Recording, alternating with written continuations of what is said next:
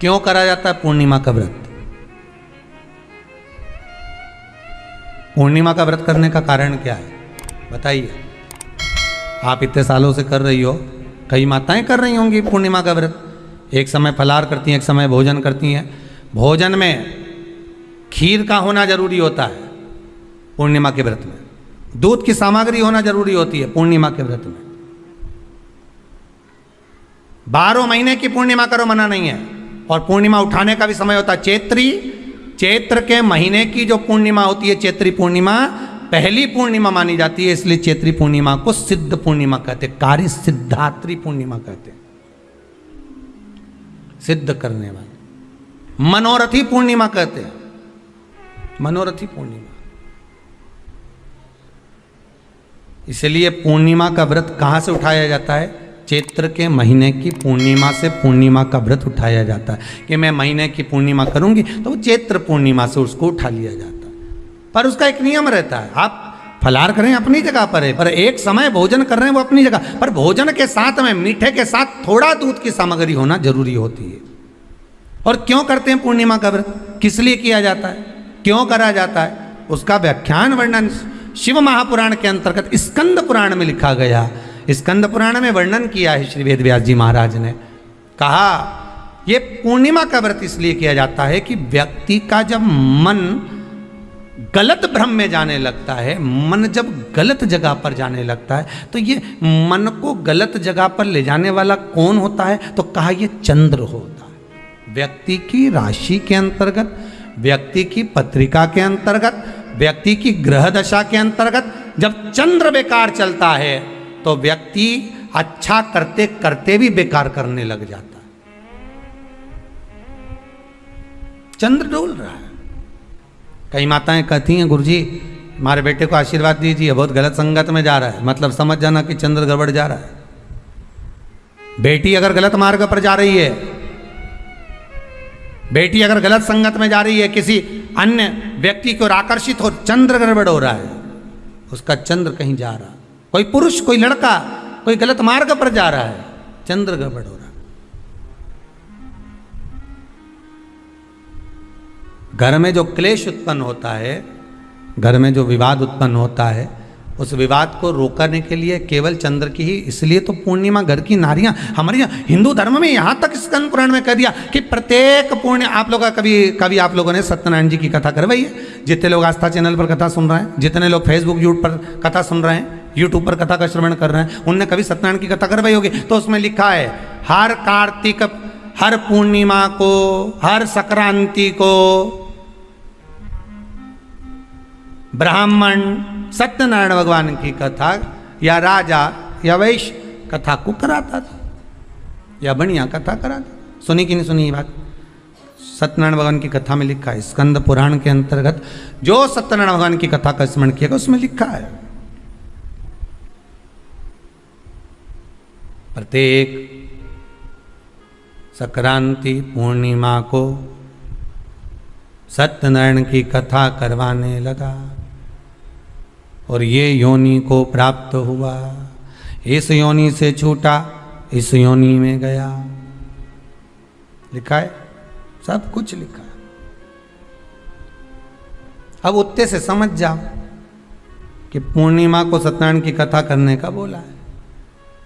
तो पूर्णिमा को सत्यनारायण की कथा का क्यों बोला? वैसे तो रोज कराओ सत्यनारायण जी की कथा, प्रतिदिन कराओ, मना नहीं है। आप क्या कोई विशेष फंक्शन है आप सत्यनारायण जी की कथा करवा, पर पूर्णिमा संक्रांति को और संक्रांति को पूर्णिमा को सत्यनारायण की कथा का स्मरण क्यों करवाया गया? क्योंकि पूर्णिमा के दिन अगर ये भगवान का व्रत रख लेगी, पूर्णिमा के दिन अगर ये खीर का प्रसाद बना लेगी, थोड़ा सा दूध की कोई सामग्री बना लेगी और भगवान को भोग लगा देगी, भले सत्यनारायण भगवान के भाव से बनाए, भले सत्यनारायण जी के निमित्तार्थ बना, पर अगर इसने सत्यनारायण भगवान के निमित्त से बना, पर पूर्णिमा के दिन अगर ये व्रत रखेगी, उपास रखेगी या कोई सामग्री बनाकर भगवान की पूजन कर लेगी, तो इसके घर में जो अशांति है वो शांति में बदल जाएगी। इसलिए कई घरों में आज भी सत्यनारायण भगवान की पूजन हर पूर्णिमा को करती है। माता किताब लेके बैठ जाती है, तुरंत उन्हें ऑफिस जाना, कहीं काम पे जाना, और तुरंत उसने जल्दी कलश रखा, कलश नहीं भी रखे तो भगवान की पूजन कर के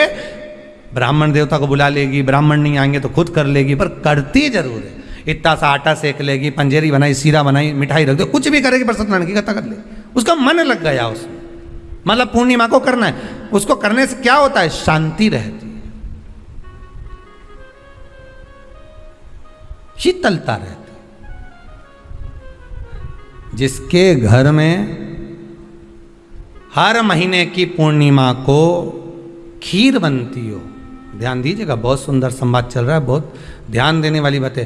प्रत्येक महीने की पूर्णिमा को जिसके घर में दूध की सामग्री बनती हो, दूध की सामग्री तैयार होती हो, खीर प्रसाद तैयार होता हो, उसके घर में कभी क्लेश नहीं हो सकता। चाहे सास बहू एक दूसरे के सामने वो कहे ना, वो सांप और नेवले की लड़ाई क्यों ना, फिर भी शांति हो जाती है।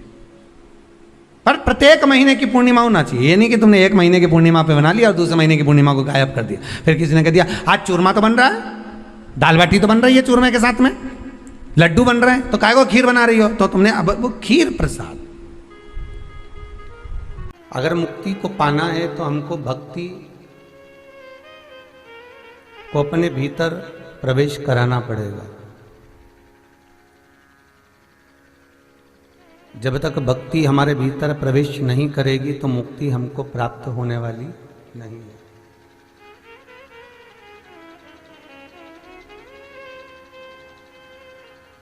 हम जितना प्रयास मुक्ति को पाने के लिए करते हैं कि हम ये दान कर देंगे तो मुक्त हो जाएंगे, हम ये कर्म कर देंगे तो हमें मुक्ति मिल जाएगी, हम ये कर देते हैं तो हमको मुक्ति मिल जाएगी, उतना ही प्रयास संसार का यदि मानव भक्ति को प्राप्त कर ले तो मुक्ति तो उसके सम्मुख में स्वतः ही आकर विराजमान हो जाती है।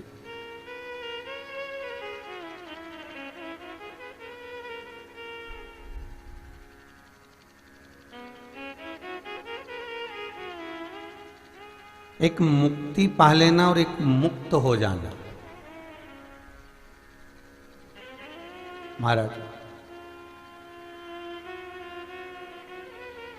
मुक्ति पाने के बाद में हम जब भगवान के दरवाजे पर पहुंचे और फिर वापस जन्म लें, फिर हमारा जन्म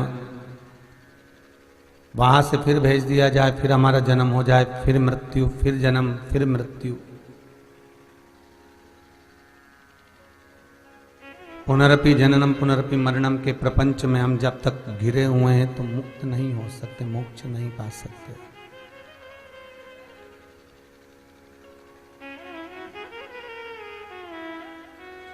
भगवान का एक बार ऐसा भजन, ऐसा कीर्तन, ऐसा स्मरण, भगवान की ऐसी भक्ति हमारे विषय, हमारे विचारों में, हमारी बुद्धि में, हमारे चित्त में, हमारे मन में आ जावे कि हम फिर इस संसार सागर में जन्म ही ना ले।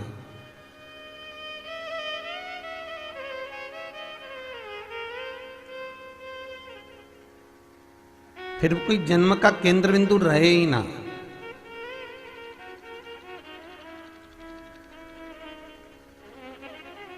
पहले भी कथा में कहा, आज फिर कहते हैं कि आप चाहे राम को भज लें, आप चाहे कृष्ण को भज लें, आप चाहे शिव को भज लें, आप चाहे जगदम्बा को भज लें, आप चाहे दत्त को भज लें, आपकी मर्जी, जो जिससे आप का प्रेम जुड़ा हुआ हो, जिस देव आदिदेव से, बस उसका जो स्मरण आप करें तो वो ऐसा स्मरण होना चाहिए जिसमें भक्ति एक प्रबल हो जाए और वो भक्ति की प्रबलता में भगवान का एक बार साक्षीकरण हो जाए।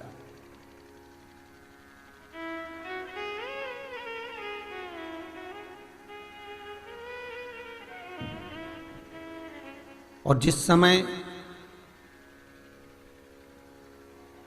व्यक्ति मुक्त होने के लिए, मुक्ति पाने के लिए जितना प्रयास करता है, उतना प्रयास अगर भक्ति के लिए करे तो मुक्ति उसके पीछे स्वतः ही दौड़ जाती है, मुक्ति उसके पीछे स्वतः ही लग जाती है।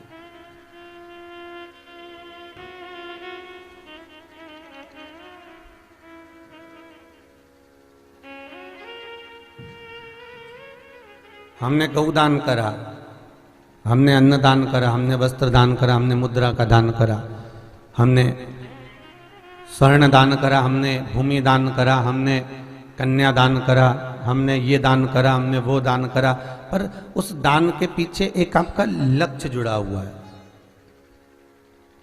मैंने गौदान इसलिए दान करा कि मैं बैतरणी में फंसूं ना, मैं मुक्त हो जाऊं वहां से।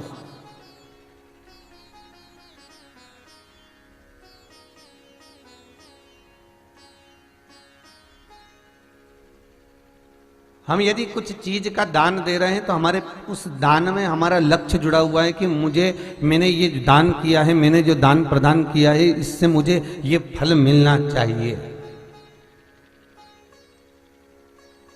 ये फल मुझे प्राप्त होना चाहिए। पर शिव महापुराण की कथा कहती है कि आप किसी को अगर दे दिए हैं, कुछ प्रदान कर दिए हैं, आपने कुछ दिया है, तो उसमें आपका कोई लक्ष्य तत्व नहीं होना चाहिए।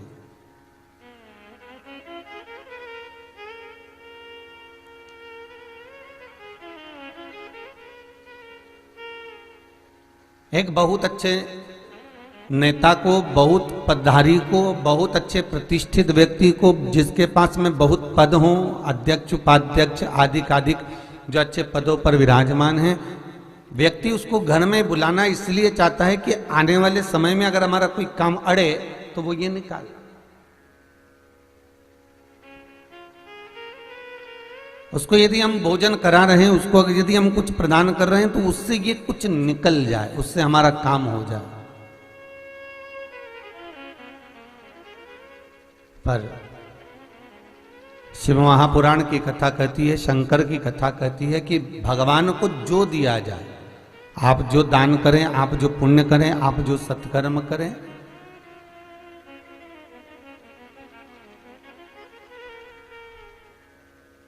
आप जो भी प्रदान कर रहे हैं, आप जो भी दान कर रहे हैं, आप जो सत्कर्म कर रहे हैं, उसमें कुछ मांग ना हो, उसमें कुछ प्राप्ति का कोई ऐसा साध्यता नहीं होना चाहिए कि मैं ये मिल जाए, मुझे मैंने जो करा, मैंने ये दिया और मुझे तुरंत मिले।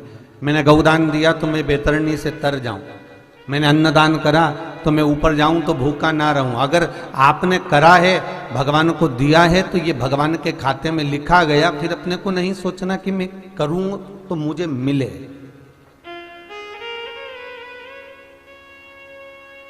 तेरे मंदिर में आना मेरा काम है और मेरी बिगड़ी बनाना तेरा काम है।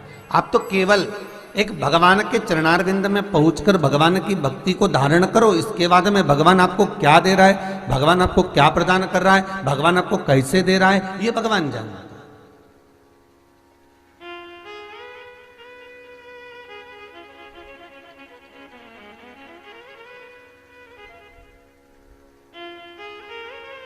महाराज, भोजन में झूठे किए हाथ को पानी से धोया जाता है और कमाई में झूठे किए हुए हाथ को केवल भगवान की भक्ति से ही धोया जाता है।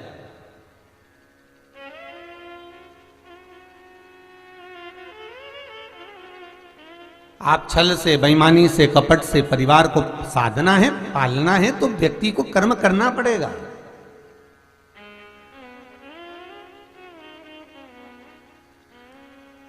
कितना सुंदर प्रश्न है माता लक्ष्मी का भगवान विष्णु से। हे वैकुंठ नारायण, हे वैकुंठ अधिपति, हे भगवान विष्णु, हे नारायण, हे पुरुषोत्तम, हे प्रभु, मेरे मन के संशय को मिटाइए। माता लक्ष्मी जी कह रही हैं। तो भगवान विष्णु ने पूछा, तुम्हारे मन का संशय है क्या? क्या संशय है तुम्हारा? बोलो। महाराज, मेरे मन का जो संशय है, केवल इतना सा संशय है कि हे नाथ, एक तरफ दुनिया कहती है कि कपट मत करो, छल मत करो, बेईमानी मत करो, प्रपंच मत करो, झूठ मत बोलो, असत्य मत बोलो, ये कर्म मत करो, गलत कर्म मत करो। और दूसरी तरफ मृत्यु लोक में मनुष्य जब जन्म लेता है, मानव का जब शरीर मिलता है, तो आप आज्ञा करते हो कि संसार में, परिवार में रहोगे, भरण पोषण परिवार का करना होगा, तो ये सब कुछ भी करना होगा।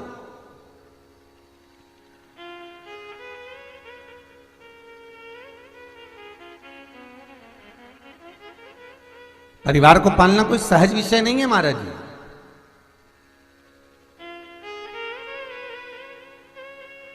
दुकान पर बैठे हो तो थोड़ा झूठ भी बोलना पड़ेगा, दुकान पर बैठे हो तो थोड़ा छल भी करना पड़ेगा, दुकान पर बैठे हो तो थोड़ा कपट भी करना पड़ेगा। जिस ऑफिसर लाइन में आप चल रहे हैं, जिस वर्क को आप कर रहे हैं, जिस काम को आप कर रहे हैं, उसमें भी थोड़ा झूठ हो जाता है, उसमें भी थोड़ा कपट हो जाता है, उसमें भी थोड़ा छल हो जाता है।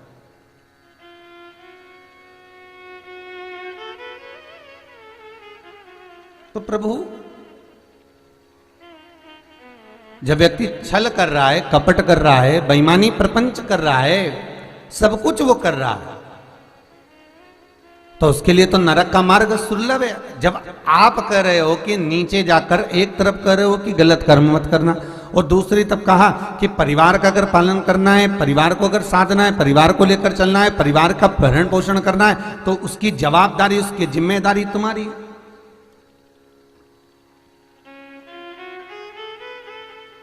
फिर हमें उस जवाबदारी से पीछे नहीं हटना है। महाराज, एक व्यक्ति नाव लेकर जा रहा था, और वो जो नाव लेकर जा रहा है उसमें बहुत सारे यात्री बैठे हुए हैं।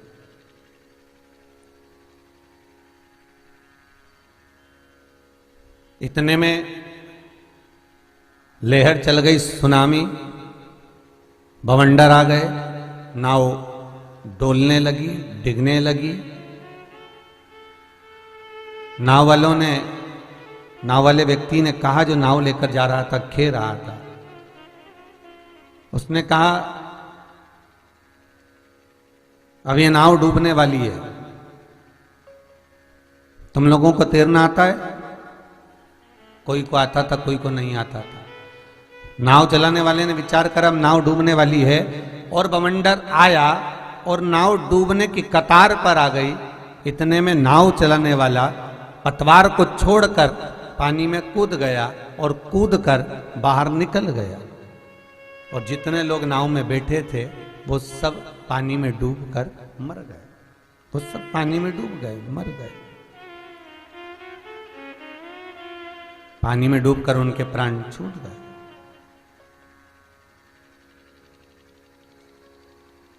समय बीता, 4 साल बाद जो नाव चलाने वाला था उसके प्राण छूट गए, वो भी ऊपर गया।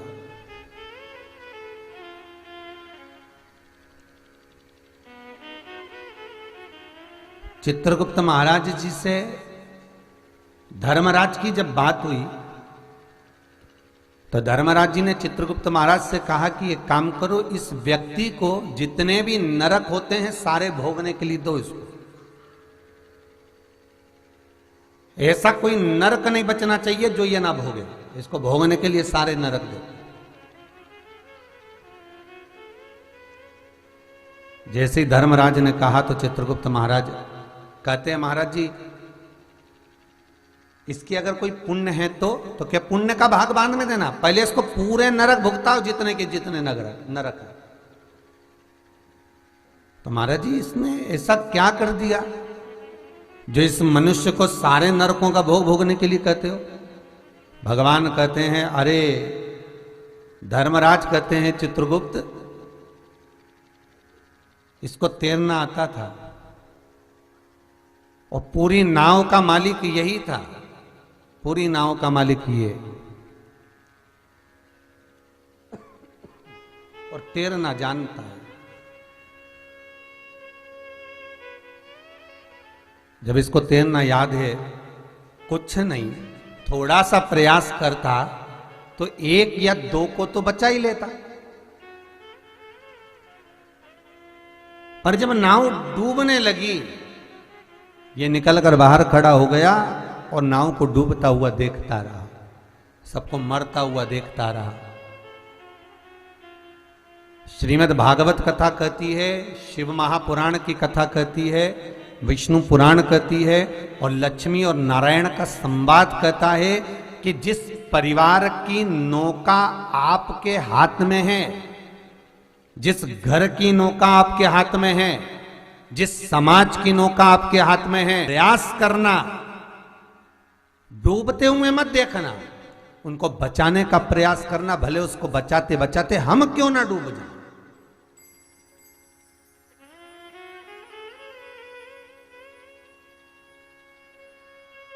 पर हम बचाएं। भगवान विष्णु कहते हैं कि मैंने जो परिवार दिया है, मैंने जो कुटुंब दिया है, मैंने जो एक परिवार में इसको भेजा है, तो ये परिवार का सारा भार तत्व जो है इसी के हाथ में दे दिया। अब इसको परिवार साधना है, इसको परिवार चलाना है, और इसको परिवार चलाना है तो ये क्या कर रहा है?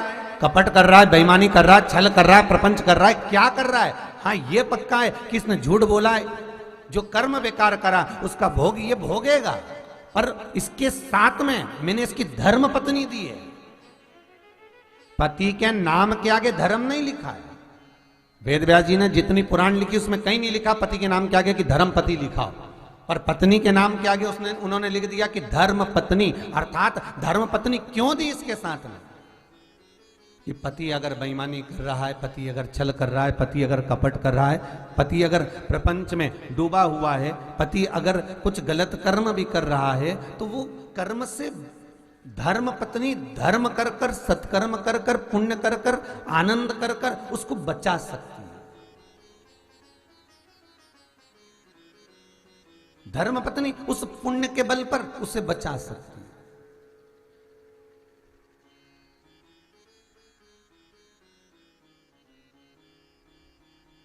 फिर एक निवेदन करूंगा, आप जो कमाए हैं दुकान पर बैठकर, उस कमाई को जो कर कर लेकर आए हैं, उसका भोग आपकी पत्नी, आपके बच्चे, आपका कुटुंब, आपका कबीला सब भोगेगा, सब भोगेगा। आपकी कमाई का भोग अपनी पत्नी भी भोग रही है, आपकी कमाई का भोग आपके बेटे भी भोग रहे हैं। खूब नए नए हैंडसेट लेकर आ रहे हैं, खूब एलसीडी लेकर आ रहे हैं, खूब बढ़िया गाड़ी, बाइक, मोटरसाइकिल सब लेकर आएंगे, 4 व्हीलर लेकर आएंगे, सब भोगेंगे। तुम्हारी कमाई का भोग पत्नी भी भोगेगी, अच्छे अच्छे half set, full set, sofa set, dinner set सब लेकर आएंगे। तुम्हारी कमाई का भोग तुम्हारे भाई, बंधु, परिवार वाले सब भोगेंगे। पर शिव महापुराण कहती है, जिस तरह से तुमने कमाया है, जिस कपट, छल, छिद्र, बेईमानी, प्रपंच से तुमने कमाया है, उसका भोग केवल तुम अकेले को भोगना पड़ेगा, कोई दूसरे को नहीं भोगना, केवल अकेले।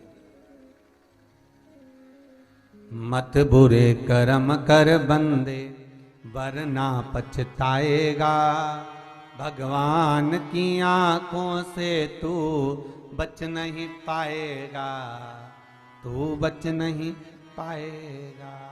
उस कर्म का भोग हमें भोगना।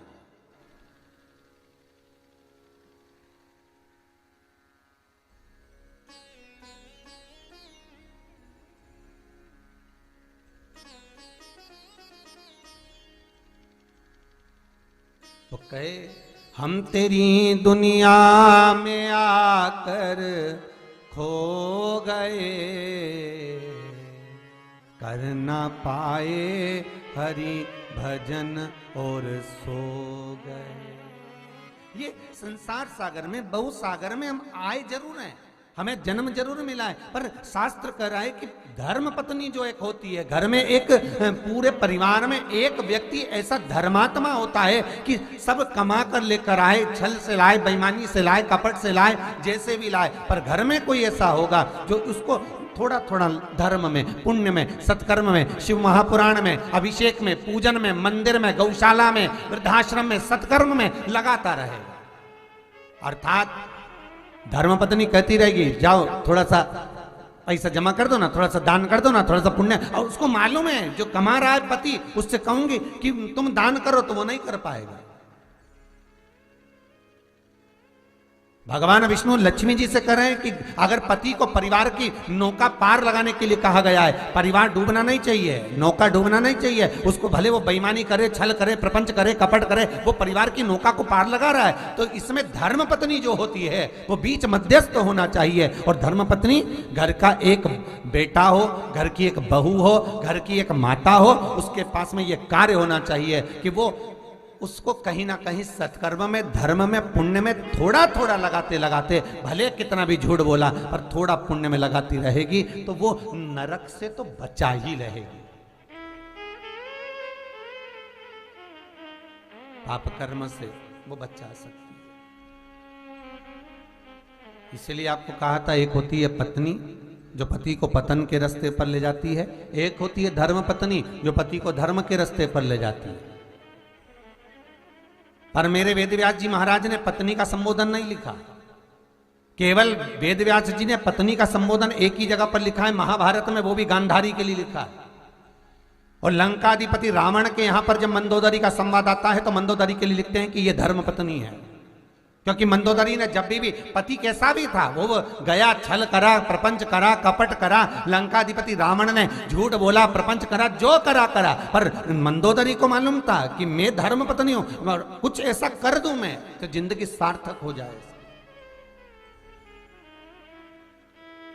कुछ ऐसा कर दिया और मंदोदरी ने बारंबार निवेदन भी करा, मंदोदरी बोली भी सरी, मंदोदरी ने कहा भी कि स्वामी मेरा एक निवेदन स्वीकार करिए, सीता को वापस कर दीजिए। नहीं नहीं नहीं, मैं नहीं कर सकता, बार बार मंदोदरी कही है ये बात।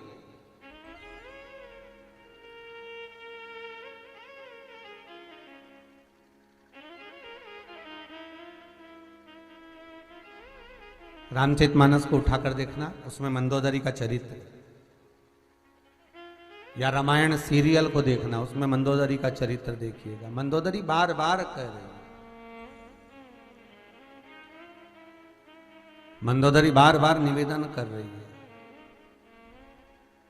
बार बार कह रही है, आज आपसे निवेदन है, आप सीता को वापिस कर दो।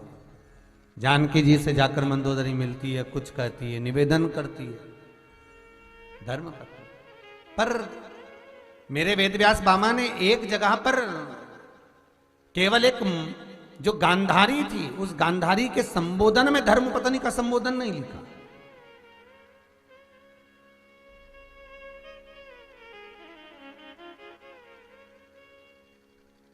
क्यों? क्योंकि बाबा जानते थे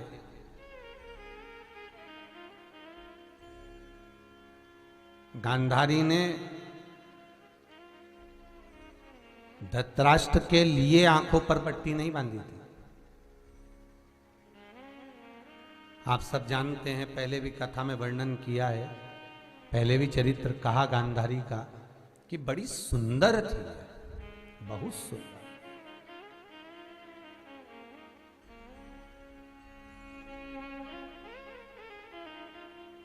बहुत सुंदर थी गांधारी, और इतनी सुंदर कि इसके यहां जब इसका स्वयंवर होने वाला था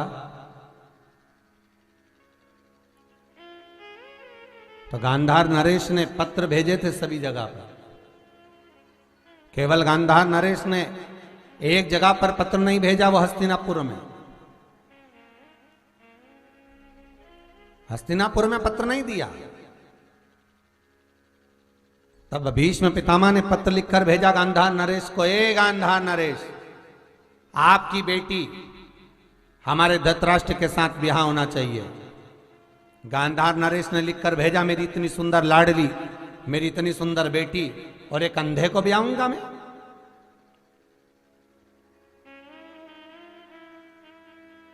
इतनी सुंदर कन्या को और मैं अंधे को दूंगा, ये कैसे हो सकता है? मना कर दिया गांधार नरेश ने। भीष्म पितामह ने फिर कहा, हे गांधार नरेश, यदि तुमने अपनी बेटी का विवाह मेरे इस धृतराष्ट्र से नहीं करा तो मैं गांधार को जीत लूंगा, युद्ध के लिए आतुर होऊंगा। गांधार तुरंत उसी समय पर गांधारी के पास पहुंचे और कहा, बेटा तेरा विवाह मुझे एक अंधे के साथ करना पड़ेगा, धृतराष्ट्र के साथ। पिताजी क्यों? बेटा बात इतनी सी है, अगर मैं विवाह नहीं करता हूं तो पूरा गांधार लूट लिया जाएगा, क्योंकि हस्तिनापुर में बहुत सा राशि ठाट है, बहुत सेना है, हमारे पास इतना नहीं है।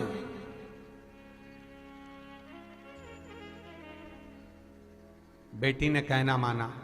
पिता के कहने पर धृतराष्ट्र के साथ में गांधारी का विवाह होने जा रहा है।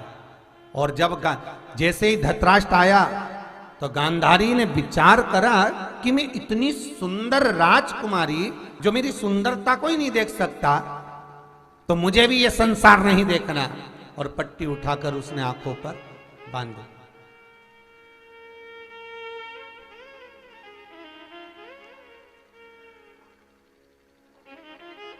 ऐसा पति मेरे भाग्य में लिखा है जो मुझे ही नहीं देख सकता, मेरी सुंदरता नहीं देख सकता, तो मुझे क्या देखना फिर इसको, क्या संसार देखना मुझे। और पट्टी आंखों पर बांध लिए गांधारी ने। शादी हो गई, विवाह होकर आ गई। पर एक दिन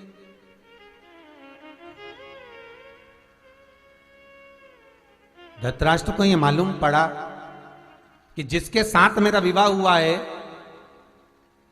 ये तो पूर्व समय की विधवा है,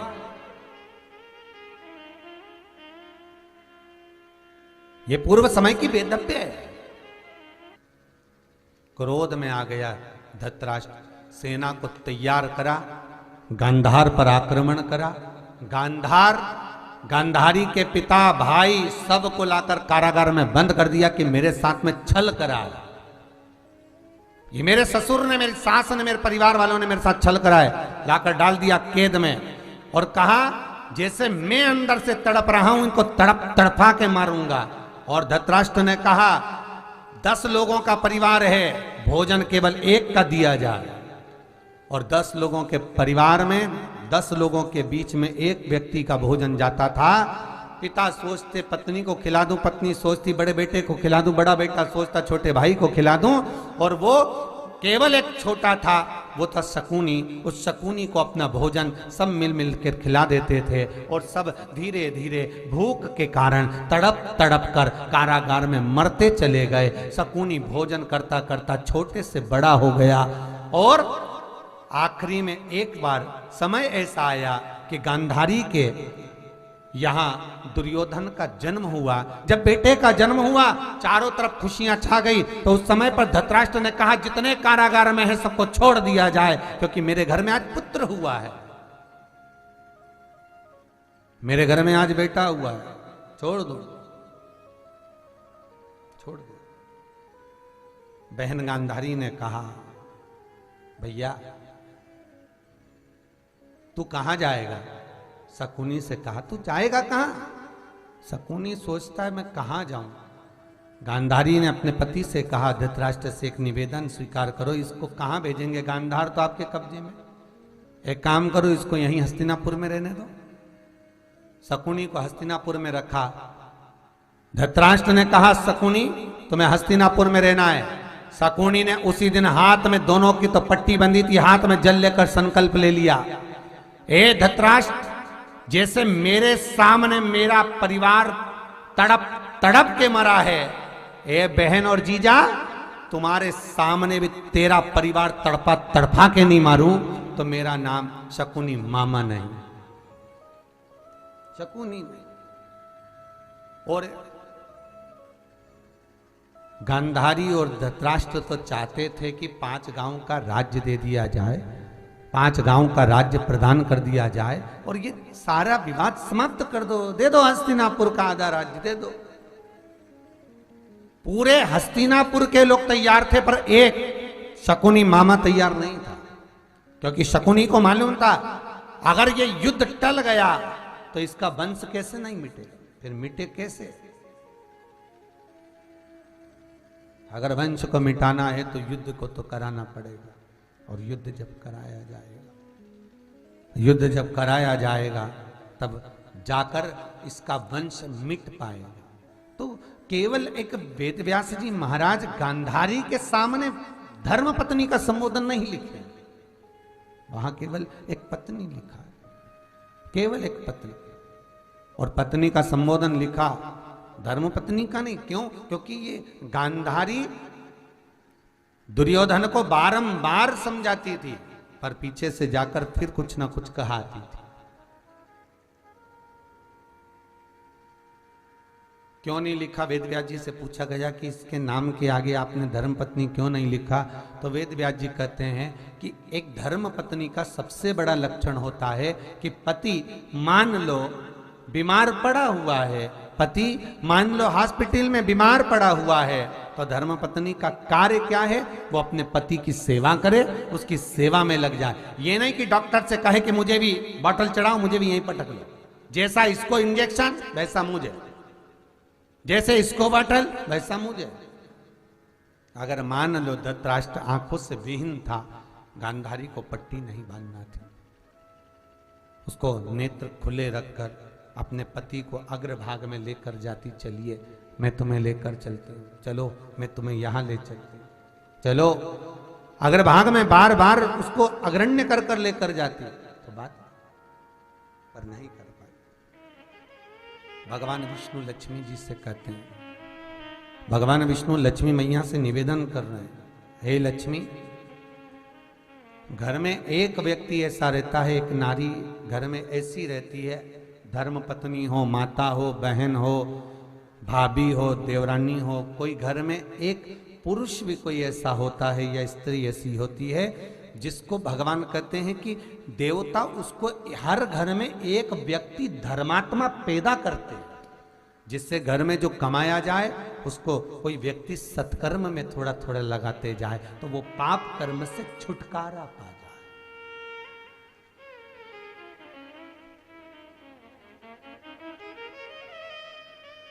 और नहीं महाराज, बाद में तो वही होना है ना कि तूने जो कमाया है वो दूसरा ही खाएगा, तूने जो कमाया है वो दूसरा ही खाएगा।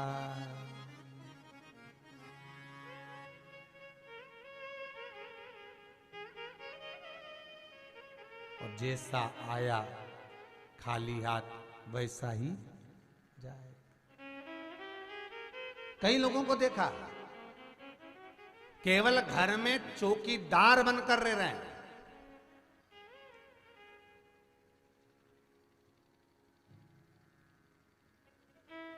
केवल चौकीदार।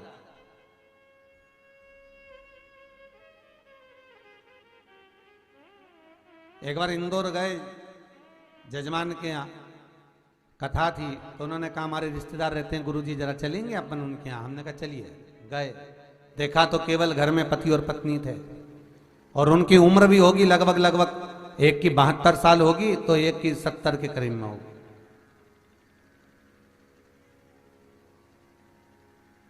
पूछा आपके कितने बच्चे हैं? गुरुजी 2। कहाँ हैं? दिख तो ही नहीं रहे ना। बच्चों की शादी हो गई? आओ, बहुएं आ गई गुरुजी, पोता पोती हो गए। अच्छा, कहाँ है वो?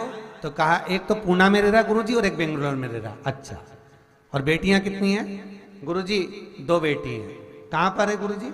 तो कहा एक दिल्ली में और एक नोएडा में, दोनों रह रहे। हमने कहा ठीक है।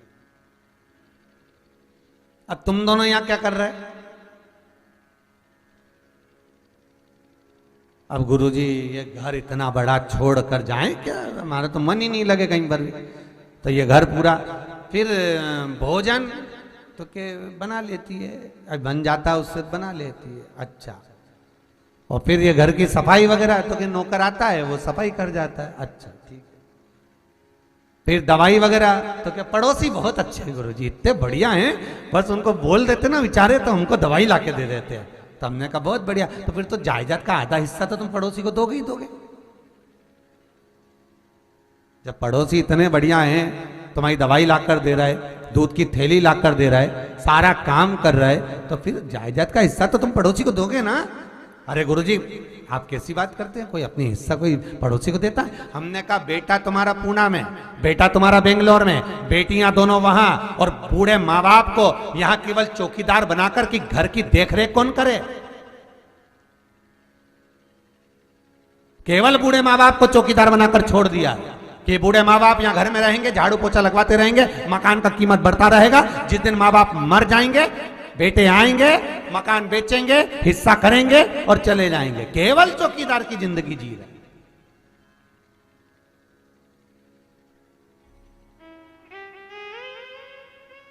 केवल चौकीदार का जीवन। बेटा एडीलैंड में, बेटी है न्यूयॉर्क, और ब्राइट बच्चों के लिए हुआ बुढ़ापा डार्क। और काका क्या करोगे, ये रुपया कहां धरोगे? करोगे क्या? क्या करोगे उस धन का? क्या करोगे उस रुपये का? जिंदगी जी नहीं पा रहा मनुष्य, मानव की देह। और ये कोरोना महामारी ने तो दिखा दिया साहब कि सारा पड़ा रह जाता है। पूरा घर, धन संपदा, कितने अच्छे अच्छे कपड़े, अलमारियां सब भरी की भरी रह जाती है, और व्यक्ति एक थैली में पैक होकर शमशान ले जाया जाता है, और परिवार का व्यक्ति भी हाथ नहीं लगा पाता।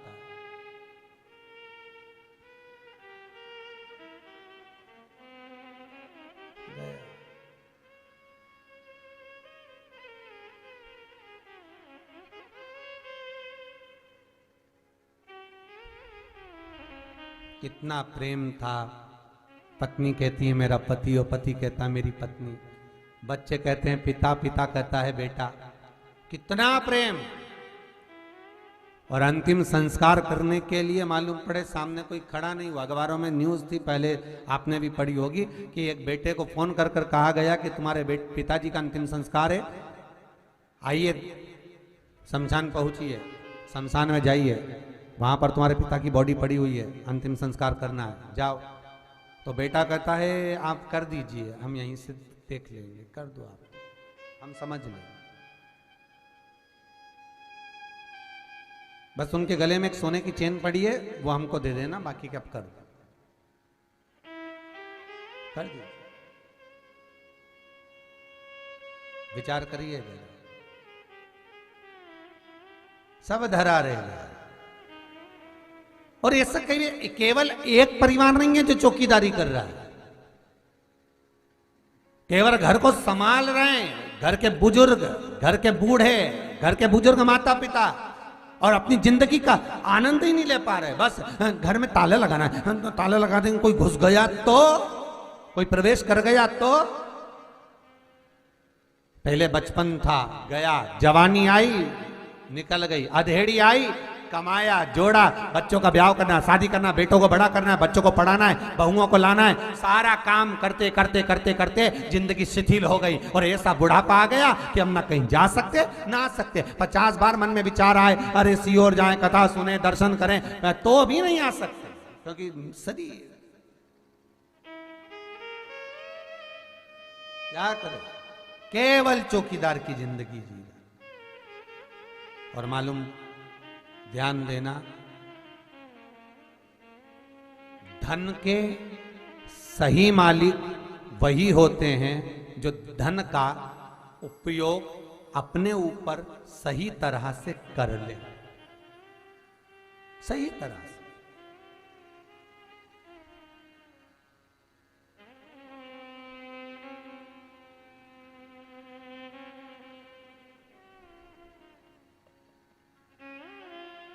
चेन्नई में कथा करने गए थे, तो एक सेठ जी के दरवाजे पर गए, वहाँ मिले, तो वो ठंड का थोड़ा सा वो बारिश का समय था, दीपावली के टाइम की कथा थी, तो उनके पाँव के जो मोजे थे वो कम से कम 4 या 6 जगह से फटे हुए थे। ठीक है,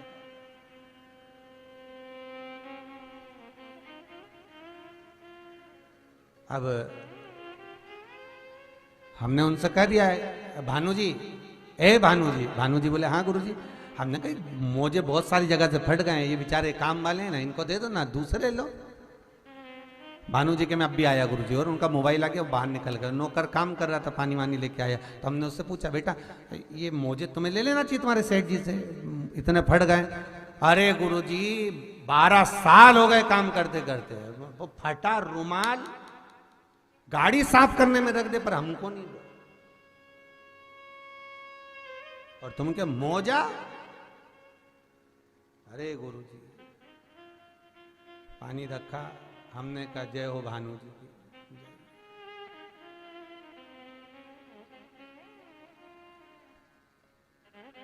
विचार करिएगा, इतना बड़ा बंगला, 6 गाड़ी, शरीर का सुख क्या क्या सुख। हम तो आपसे भी कह रहे हैं, निवेदन है आपको, दान नहीं करना मत करो, आपको पुण्य नहीं करना मत करो, आपको सत्कर्म नहीं करना मत करो, आपको मंदिर नहीं जाना मत जाओ, आप बस इतना जरूर करो कि जो तुमने कमाया है उसको अपने शरीर पर कम से कम खर्च तो करो।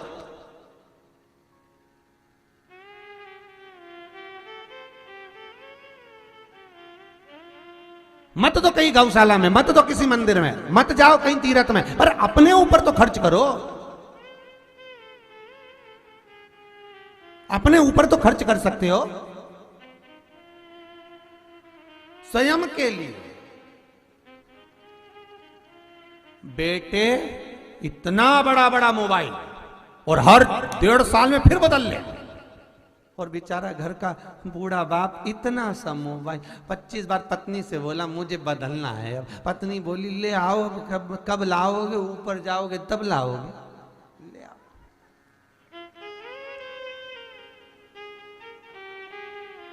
पति बोला इतने समय काम चल रहा है, ठीक है, क्या करना।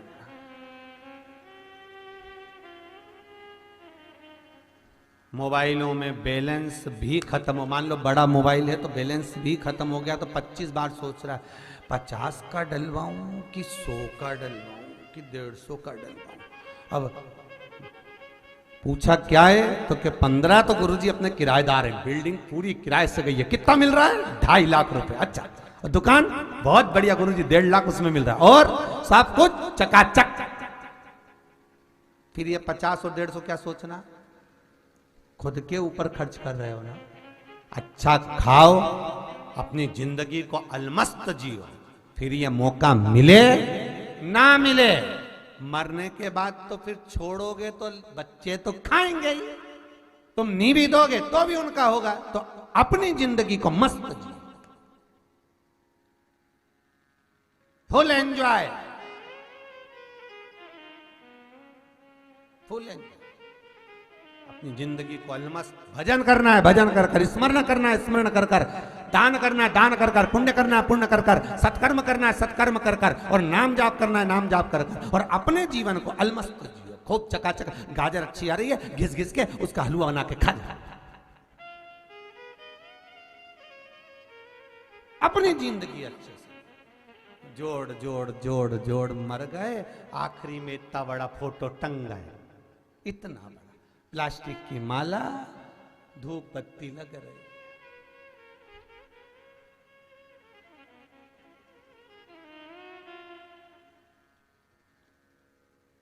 ये सुजालपुर शाजापुर साइड में, ये हमारे इधर से 40-50 किलोमीटर दूर है वो, तो वहां पर जो कोई मर जाता है ना, तो एक आध भगत लोग मर गए तो जाना पड़ा, तो भगत वहां पर कोई मर जाता है तो वहां पर जितने बहू बेटा होते हैं ना, सब उसको दही पेड़ा खिलाते हैं। तो हमने कोनी मार के एक से पूछा है ये क्या हो रहा है, तो कि दही पेड़ा खिला रहा है बाप को। हमने कहा जीते जी नहीं खिलाया,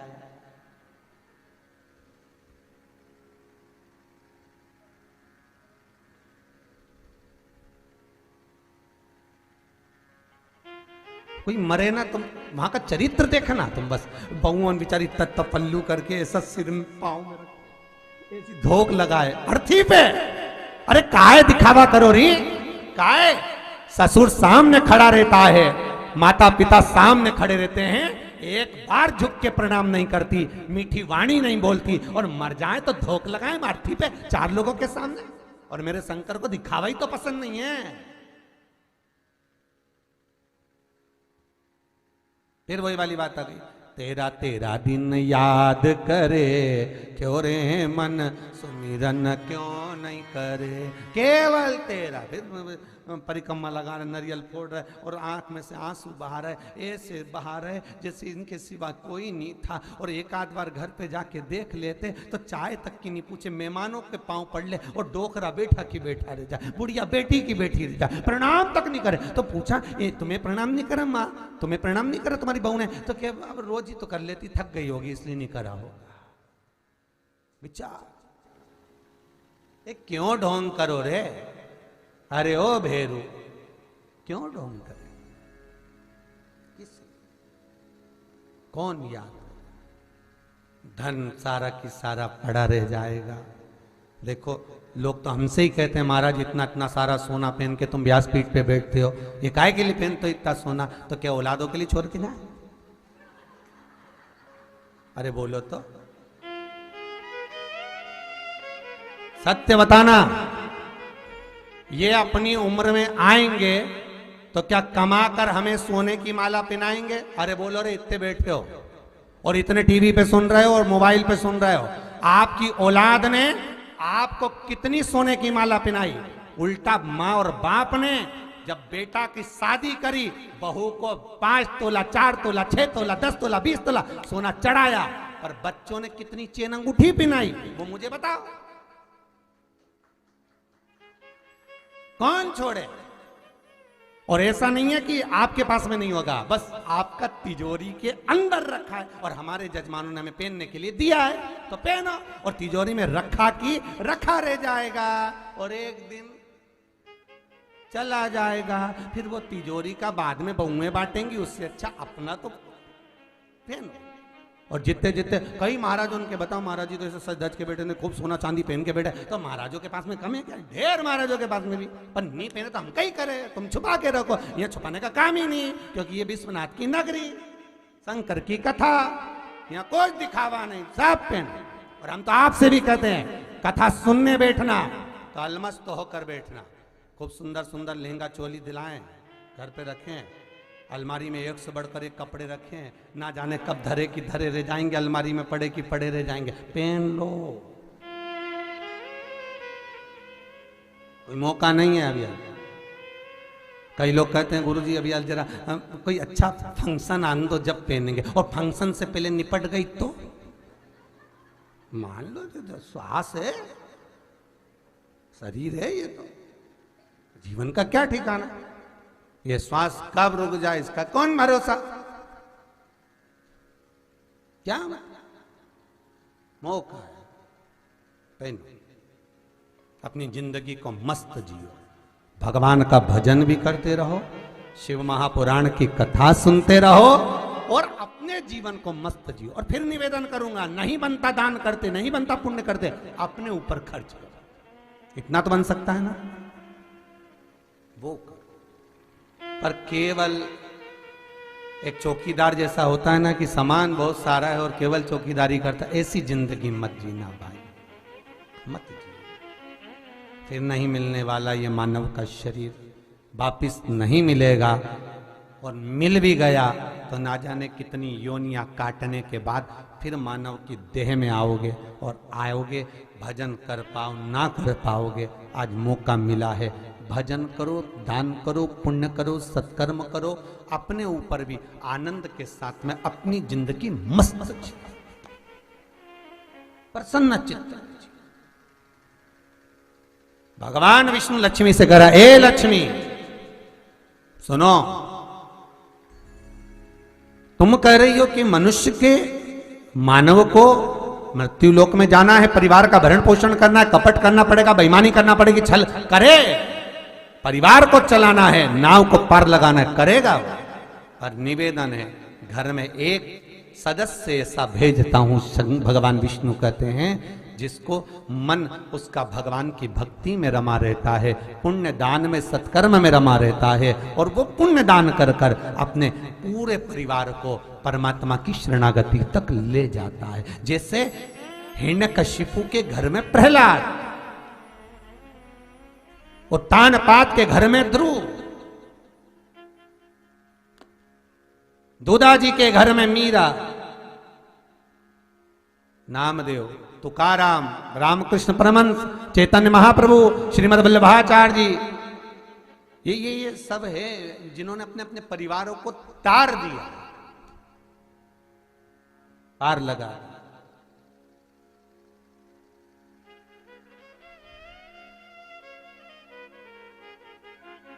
भटके नहीं महाराज। और जो प्रश्न भगवान विष्णु से लक्ष्मी ने करा, वही प्रश्न पार्वती ने शिव से भी करा। संसार सागर में आने के बाद मनुष्य जो आसक्तियों में पड़ जाता है, उसकी इंद्रियां संपूर्ण संसार का भोग लेने में लगी रहती हैं, उन इंद्रियों को वश में कैसे किया जाए, वह मुझे सुनना है। भगवान शिव पार्वती से कहते हैं, पार्वती केवल एक ओंकार, और केवल ओंकार एक ऐसा है जो आसक्तियों से छुड़ा लेता है। मेरा आप सबसे निवेदन रहेगा कि दिन भर में 24 घंटे में कम से कम 5 बार, केवल 5 बार ओंकार का नाद होना चाहिए। क्यों? तो कहता है ये इंद्रियां हमारी जो गलत मार्ग पर जाती हैं, उसको केंद्रित कर कर शरणागति का मार्ग पर पहुंचा देता है। केवल ओंकार।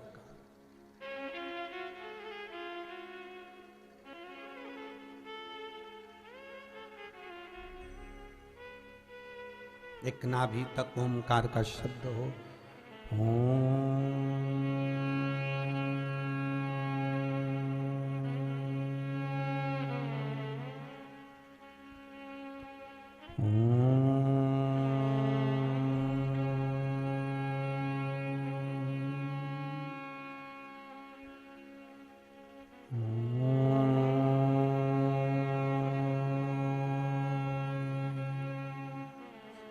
ओंकार का नाद सारी आसक्तियों से परिणित कर कर भगवान की शरणागति देता।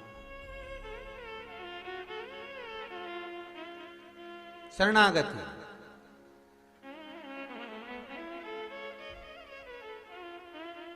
जैसे एक परीक्षा में बैठने वाला व्यक्ति, एक परीक्षा में बैठने वाला लड़का लड़की कोई एग्जाम में बैठ रहे हैं, कोई परीक्षा में बैठ रहे हैं और वो एग्जाम निकल नहीं रहा, तो गाय के दोनों सींगों के अग्रभाग, ऊपर का भाग, उसको हमारे यहां कैलाश पर्वत माना गया, उस पर शहद लगाकर,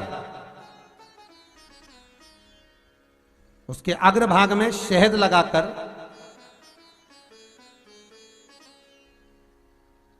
बेलपत्री के मध्य भाग में उस सींग का शहद लेकर मध्य भाग में लगाकर शिवलिंग पर चिपका दीजिए सामने, और ओंकार का नाद कर कर उस पत्ते को निकाल लीजिए। उसका शहद मस्तक पर चंदन में घोल कर तिलक लगाकर परीक्षा में जाकर बैठिए।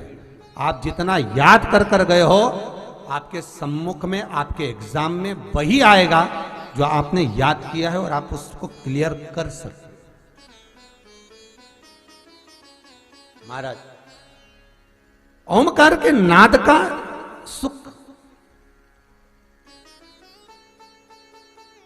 हम कैलाश पर्वत नहीं जा सकते, हम कैलाश पर नहीं चढ़ सकते, तो कैलाश गौ माता के सींग पर विराजमान। अग्रभाग जो है हम कैलाश पर्वत ही मानते हैं कि माँ आपके ये मस्तक पर जो अग्रभाग है, सींग जो है, ये हमारे लिए आप कैलाश का भाग ही है, कैलाश ही है मां। ये प्रेम, ये वात्सल्यता, ये स्नेहता शिव महापुराण की कथा कर रही है। भगवान कर रहे हैं, ओमकार का एक नाद ऐसा होता है जो एकाग्र चित्तता को स्थापित कर देता है, इंद्रियों को लाकर भगवान की शरणागति में छोड़ देता है।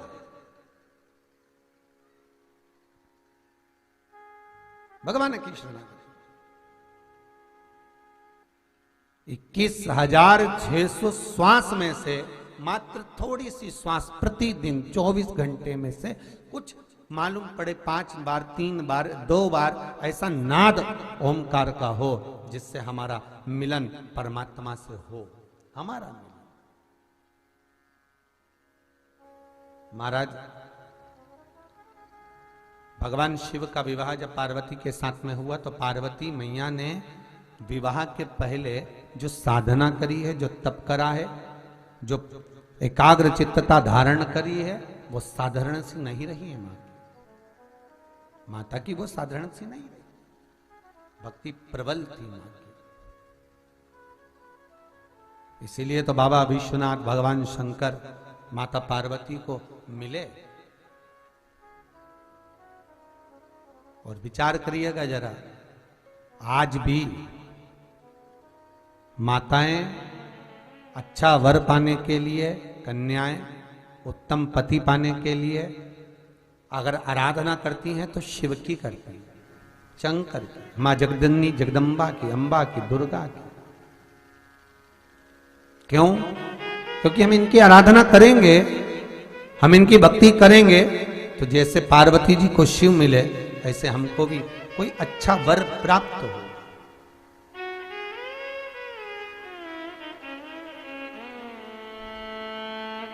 अच्छा वर प्राप्त हो। अच्छा, आपने कभी ध्यान दिया कि जितनी भी माताएं, जितनी भी कन्याएं वो शंकर जी की पूजन करती हैं उत्तम वर पाने के लिए, तो नारायण की पूजन क्यों नहीं करती उत्तम वर पाने के लिए? या ब्रह्मा जी की पूजन क्यों नहीं करती उत्तम वर पाने के लिए? पर पार्वती की पूजन करेंगी और पार्वती मैया का पूजन करेंगी, शंकर जी का पूजन करेंगी उत्तम वर पाने के लिए, पर ब्रह्मा जी का नहीं, नारायण का नहीं। क्यों? क्योंकि माताओं को, कन्याओं को ये मालूम है कि भगवान विष्णु लक्ष्मी जी को ब्याह जरूर लाए हैं, पर भगवान ने लक्ष्मी जी से कह दिया था, ए लक्ष्मी, मैं तुझसे विवाह जरूर कर रहा हूं पर तुझे मेरे चरणों में रहना पड़े, तो मेरे चरणों में रहे। तो आपने लक्ष्मी जी का दर्शन करा? कहां पर है वो? भगवान के चरणों में। भगवान ब्रह्मा जी का पूजन कन्याएं वर के लिए क्यों नहीं करती? क्योंकि भगवान ब्रह्मा ने ब्रह्माणी से विवाह करा, पर ब्रह्माणी ब्रह्मा से दूर है। पर कन्या शिव का स्तवन, पार्वती का पूजन इसलिए करती हैं पति पाने के लिए कि आपके जैसा पति मिले। क्यों? क्योंकि शंकर भगवान स्वयं नीचे हैं और मां जगतजननी जगदम्बा को उन्होंने ऊपर बिठा रखा। किसी भी शंकर जी के मंदिर में जाकर देखना, शंकर का शिवलिंग नीचे होगा और पार्वती सामने हाथ जोड़ी हुई ऊपर नजर आएंगे। मेरे भोलेनाथ अर्धांगिनी का आदर करना जानते हैं, सम्मान करना जानते हैं कि तुम अग्रभाग में रहो, ऊपर रहो, सम्मान आपको मिलता रहे, क्योंकि आप हमारी अर्धांगिनी हो। शिव भले नीचे हो, आप तो जाओ महाकाल का दर्शन कर लो। महाकाल में भी आप जाएंगे, मल्लिकार्जुन में चले जाओ, चाहे आप त्र्यंबक चले जाओ, चाहे आप सोमनाथ चले जाओ। रोज आपके यहाँ सोमनाथ के भी दर्शन आते होंगे, है महाकाल का दर्शन आता, कभी दर्शन करना। महाकाल बाबा नीचे हो, पार्वती जी बिल्कुल दीवार में बिल्कुल सामने ऊपर, सोमनाथ जी नीचे, जगदम्बा सामने ऊपर, बाबा वेदनाथ नीचे, जगत जननी ऊपर। आदर का जो भाव है वो शिव में है, सम्मान का जो भाव है वो शंकर में है, कि मैं इनका आदर करना जानूं। इसलिए नारी भगवान शिव जैसा पति चाहती, भोलेनाथ जी जैसा मिले। अलमस जब जाए साथ लेकर जाए बाबा विश्वनाथ जैसा।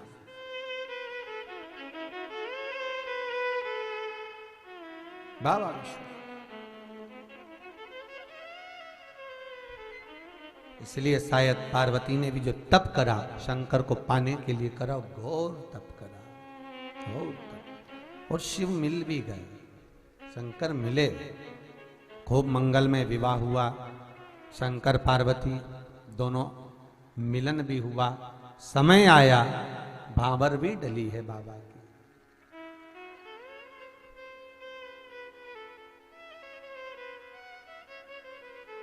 और देखिए, सारे देवताओं के विवाह में कोई भूत चुड़ैल नहीं आए, पर शिव जी के विवाह में भूत चुड़ैल भी आए।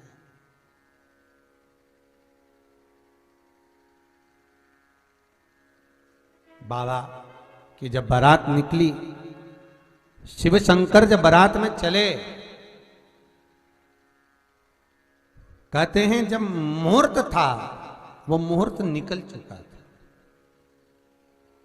तो किसी ने शंकर भगवान से एक बहुत सुंदर प्रश्न किया है कि बाबा ये बताओ आपकी शादी का मुहूर्त निकल चुका,